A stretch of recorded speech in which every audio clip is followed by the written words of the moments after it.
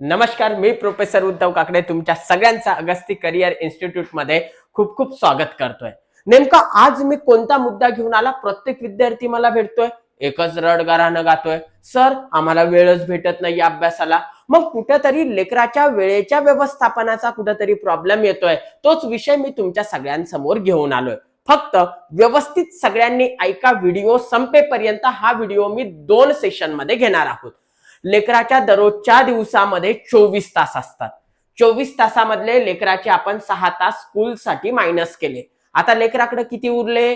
तर 18 तास उरले। या 18 तासामधले लेकराच्या झोपेसाठी आपण 7 तास मायनस केले। मग लेकराकडे किती उरले? आता 11 तास। 11 तासामधले 3 तास आपण विद्यार्थ्याचे यासाठी मायनस करणार। 11 मधून 3 तासामध्ये लेकरू उठणार, आंघोळ करणार, व्यवस्थित त्याची स्वतःची तयारी करणार, दुपारचं जेवण, रात्रीचं जेवण, स्कूलला येणे, स्कूलवरून जाणे, या सगळ्या गोष्टी आपण 3 तासामध्ये कव्हर केल्या।